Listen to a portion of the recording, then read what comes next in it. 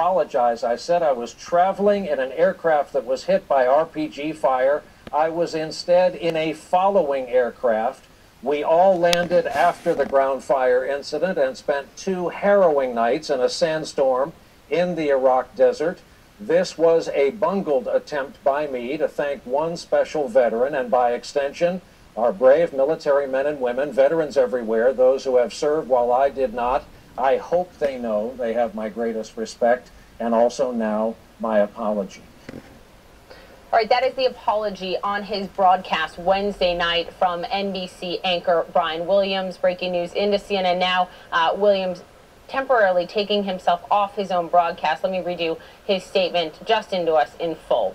This is a personal note from Brian Williams. In the midst of a career spent covering and consuming news, it has become painfully apparent to me that I am presently too much a part of the news due to my actions. As managing editor of NBC Nightly News, I have decided to take myself off of my daily broadcast for the next several days, and Lester Holt has kindly agreed to sit in for me to allow us to adequately deal with this issue.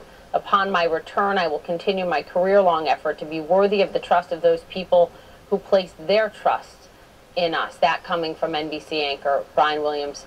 Our senior media correspondent Brian Seltzer joins me now with analysis. I know NBC has also been in touch with you. What are they saying on this front? Well, the main message from the network is that this is Brian Williams' choice, not his boss's choice. He wasn't pushed off. That's right. They've been in day-long meetings Thursday and then especially Friday. And then again, and they're continuing the conversations today about how damaging this is to Brian Williams and how he and the network can recover. Yesterday morning, there's a network-wide editorial meeting at NBC every morning, and Brian Williams came to it yesterday and wanted to apologize to the staff. He said this is on him, it's his responsibility for what's happened, and he wanted to apologize because he knows that the credibility of the network has been damaged, as well as his own credibility. This all stems from an account over the years of a 2003 mission that he was on in Iraq in a Chinook helicopter, saying initially that it was struck by an RPG, right. And then later saying actually it was one in front of us that was struck, not ours. Right. It's maintaining throughout, though, that this was an innocent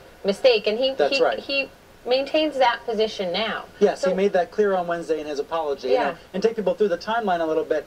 Some people have called this a fishtail. You catch a fish, it's a foot long. A couple years later, it's 2 feet long. Then it's 3 feet long. Then it's 4 feet long. It's a story that gets exaggerated with time. Sometimes that's okay. Some people have a lot of fun recounting stories like that. Even some veterans have told me, yeah, they've got war stories, combat stories that grow bigger over time. But that's when they're telling them with their friends over a beer. Journalists are held to a different standard and should be held to a different standard. What we witness and what we remember must be taken very seriously, and it must be the truth. The idea that he was exaggerating his story over time is disturbing, and then to wonder why he was exaggerating it is even more disturbing. Was he trying to sound more heroic? Was he trying to place himself in the center of the action? That's what his critics are saying. Now he's saying, as you said, it's an innocent mistake. And you have to believe that years and years of really incredible reporting stand for something. You brought up, Brian, as we were talking, sort of this vulture culture that we live in. Some are saying we're making too much of this. Subscribe to Caleb Osborne.